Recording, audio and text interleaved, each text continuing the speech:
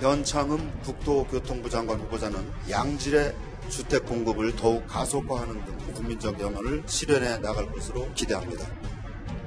아파트가 꽝이라는 문제가 강스러워서 만들고 있어요.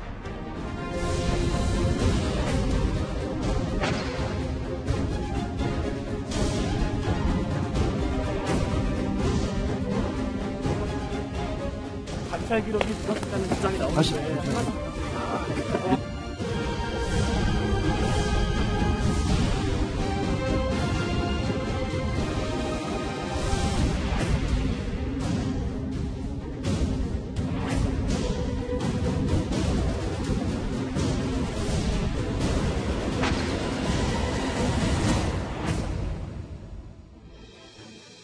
오늘 뉴스톱 10 바로 여기부터입니다.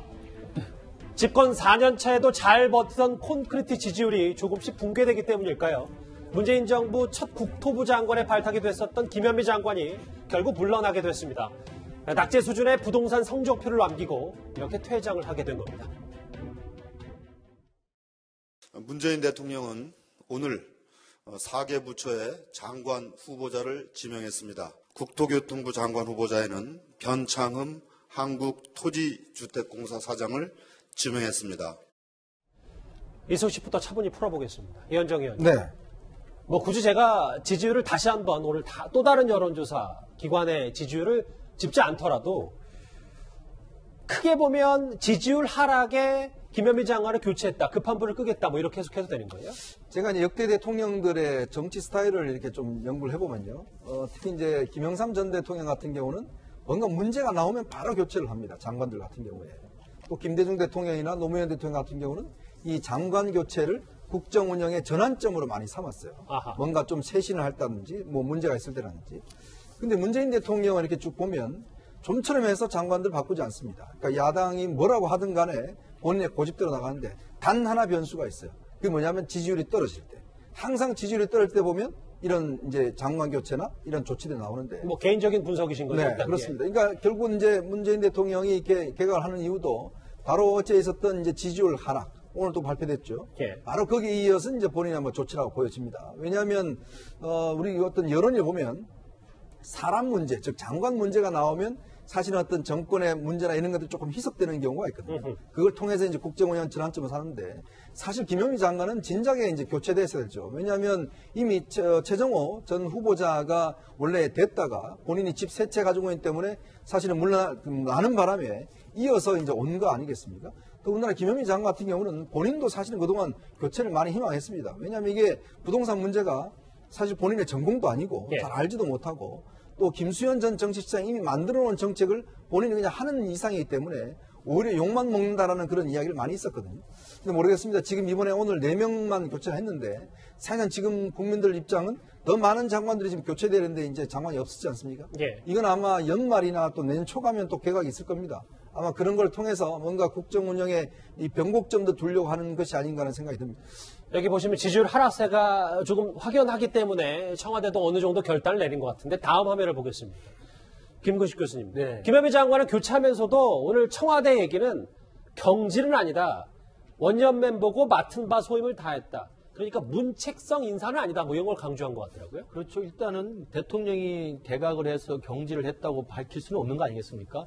일단 전국의 국면을 전환하고 어떤 여론을 환기한다는 의미에서 개각 카드를 쓰긴 합니다만 특히 김현미 장관 같은 경우는 그동안 이 수도권을 중심으로 해서 부동산 문제에 대해서 국민들의 분노가 지금 거의 폭발적인 상황이기 때문에 예. 그리고 최근 지난주 이번 주에 들어서 여론조사가 지금 연속적으로 콘크리트 지지율 자체가 마지노선이 지금 무너지고 있는 상황이기 때문에 적지 않은 그 불만의 가장 큰 영역 중에 하나가 바로 부동산 정책인데 그 부동산 정책의 실무 총괄자로서 김현미 장관이 그동안 많은 욕을 먹지 않았습니까? 그러면서 보면 사실상 경질이지만 청와대 입장에서는 경질이라고 밝히는 것 자체가 사실 밀려서 장관을 교체하는 것으로밖에 인정이 안 되기 때문에 여론에 떠밀려서요? 그렇습니다. 그러니까 사실상 경질이지만 내용상으로는 교체가 아니고 경질이 아니고 부동산 정책의 일관성은 유지를 하겠다라는 식으로 이야기를 하는 것 같고요. 예. 실제로 그런 의미가 또 뒷받침이 되는 게 후임 장관으로 임명된 지금 변창흠 교수 같은 경우 사실은 김수현 정치시장이 만드는 부동산 정책의 큰 틀을 그대로 가져가는 것이기 때문에 예. 만약에 문책성으로 경질했다고 한다면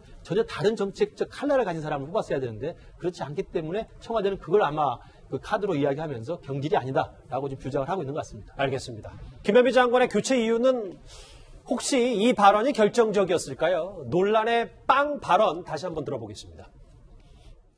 5년 전에 아파트 인허가 물량이 16년에 대폭 줄었고 또 공공 택지를 취소를 했습니다. 상당히 많은 물량에. 그렇기 때문에 공급 물량이 줄 수밖에 없다라는 것은 아파트가 빵이라면 제가 밤을 새워서라도 만들겠습니다.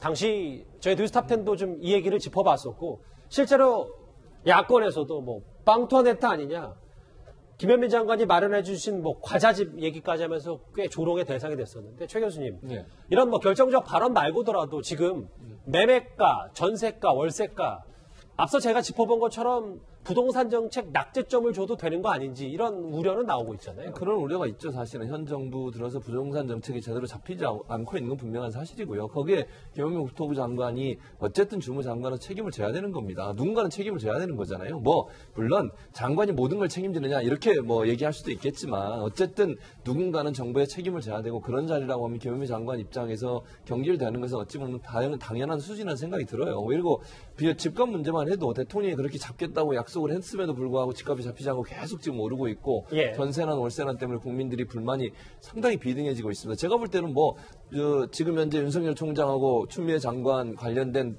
논란 이 부분도 사실은 이 지지율에 영향을 미쳤겠지만 집값 문제가 상당히 많은 부분 저는 차지하고 있다고 봐요.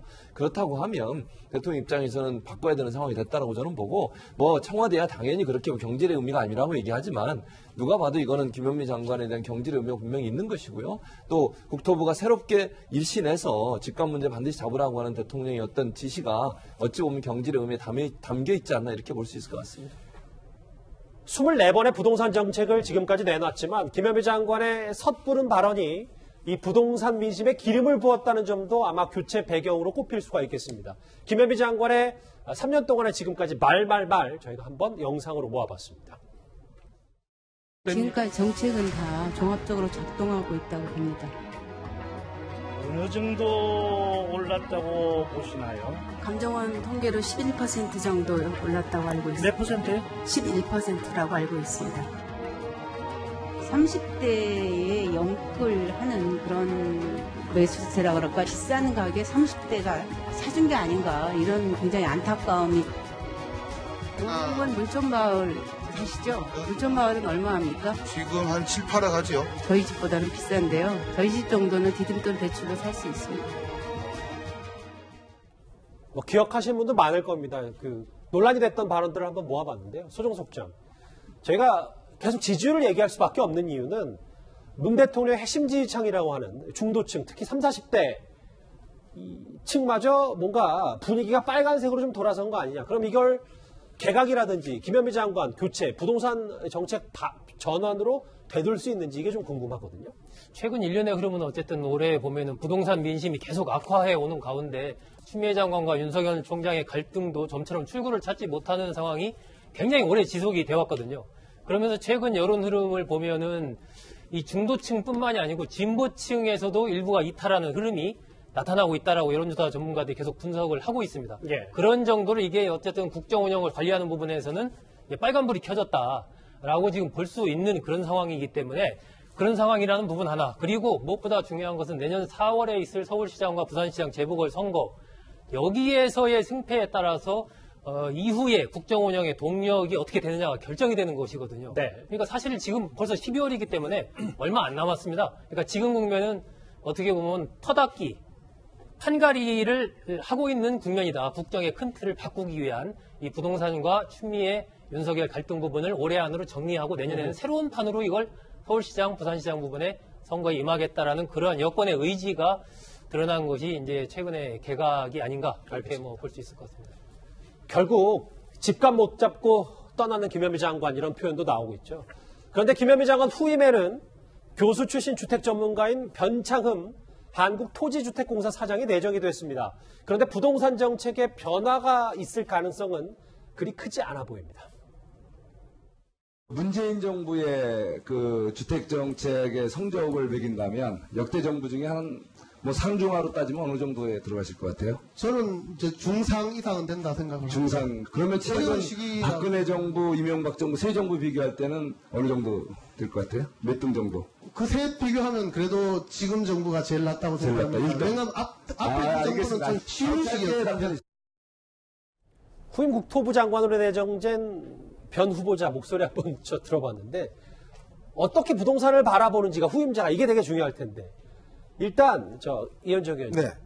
인물의 면면을 보니까 현 정부 3기 신도시 건설 계획을 주도했기 때문에 지금 부동산 기조가 크게 바뀌지 않을 것이다 이런 얘기가 나오고 있습니다. 원래 이제 도시 계획을 전공을 했고요. 대학 교수를 하다가 지금 서울 SH공사 거기 사장도 했고 또 LH공사 사장도 했고 나름대로 이제 부동산 시장에서 뭐 전문성을 있다고 하겠습니다만은 지금 사실 문제는요 전문성의 문제라기보다는 정책 기조와 방향을 이걸 제대로 잡느냐에 대한 문제거든요. 예.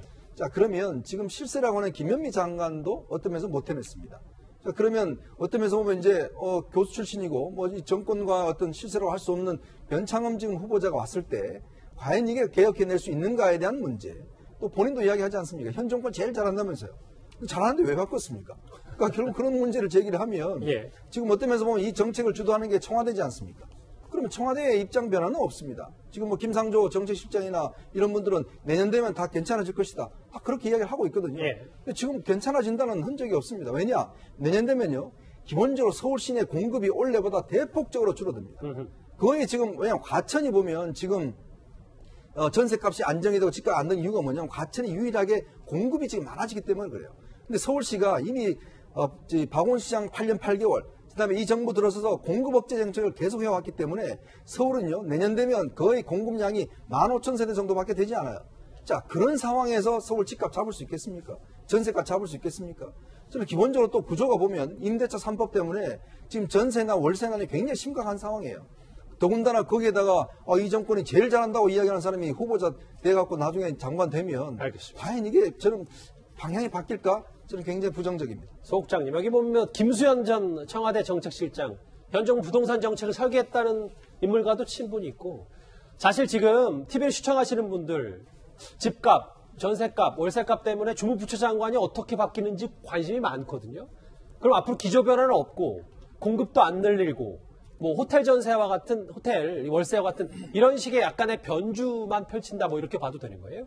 일단 지금 현재 보면은 이번에도 이제 경실련의 김원동 본부장 같은 경우도 굉장히 강하게 비판을 했던데 이 변창흠 내정자 같은 경우는 김수현 현 정부의 경제정책을 설계했다는 김수현 전 실장과 굉장히 가깝고 도시재생 전문가죠. 도시 뉴딜이라든지 공공임대주택 이런 부분에 상당한 전문성을 갖고 있는 그런 인물이기 때문에 예. 어쨌든 큰 틀에서의 현재의 정책 자체가 바뀔 가능성은 크지는 않지만 어쨌든 사람이 바뀐다는 것은 무언가 일종의 정책 변화를 좀 예고하는 부분도 있는 것이거든요. 특히나 워낙 지금 부동산에 대한 민심이 안 좋기 때문에 내년 선거를 생각한다면 일정한 틀의 어떤 변화가 올 가능성은 좀 남아있지 않는가 뭐 그런 생각이 듭니다. 알겠습니다. 지지율 최저치에 일단 김현미 장관 교체 선택한 문재인 대통령에게 첫 번째 이슈였는데요. 다음 주제 김현미 장관은 떠났지만 이 인물은 남았습니다. 다음 주제 바로 만나봅니다.